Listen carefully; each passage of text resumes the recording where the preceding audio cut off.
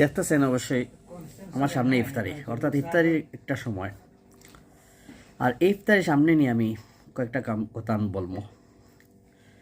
আর এই কথাগুলো হলো, বর্তমান বিশ্বের তিনটা কুখ্যাত সন্ত্রাসী যে রাষ্ট্র, আর এই তিনটা সন্ত্রাসী রাষ্ট্র যদি ধ্বংস না হয় তাহলে বিশ্ব কখনো শান্তি ফিরে আসবে না।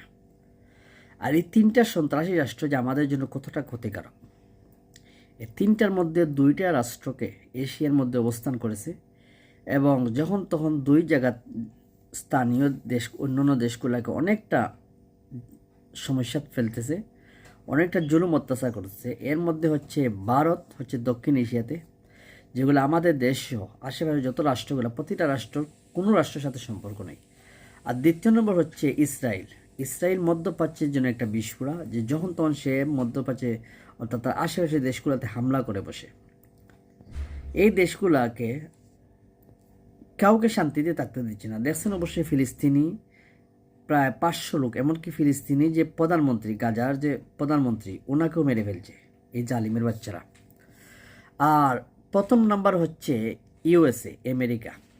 এই আমেরিকার মতো সন্ত্রাসী রাষ্ট্র থাকার ফলে, আর এই আমেরিকার মতো এই সন্ত্রাসী রাষ্ট্রর মদদে যে শুধু তাই মদত করছে, আমেরিকা তো নিজেই তো হামলা করছে ইয়ামান সহ, আমাদের ইরাকটাকে ধ্বংস করলো। মিশরের নির্বাচিত সরকার মোহাম্মদ মুরসিকে উৎখাত করছে। পাকিস্তানের জনপ্রিয় নির্বাচিত সরকার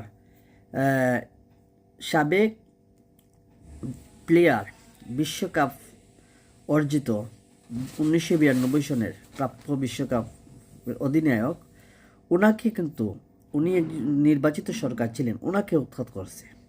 তাতেও সে ক্লান্ত নয়, বিভিন্ন জায়গায় নৌঘাটি বসিয়ে যখনই তার বিরুদ্ধে কেউ কোনো দেশ কথা বলবে, প্রতিক্রিয়া জানাবে তার অত্যাচার জুলুমের বিরুদ্ধে, তখনও ওই দেশগুলোতে হামলা করে বসে। হয়তো দক্ষিণ এশিয়ার মধ্যে এখনও অবশিষ্ট আছে আমাদের দেশ, বলা যায় না কোন সময় যে আমাদের দেশেও যে হামলা করে বসে। তখন তাই এইটাই করতে হবে, এছাড়া উপায় নেই।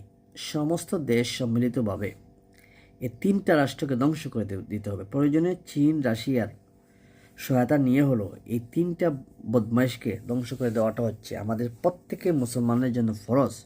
এরা তো শুধু মুসলমান নয়, সাধারণ যারা মুসলমান যারা অমুসলিমদেরকেও কিন্তু শান্তিতে থাকতে দিতেছে না। এটা হচ্ছে তাদের কাজ। এরা সন্ত্রাসী রাষ্ট্র।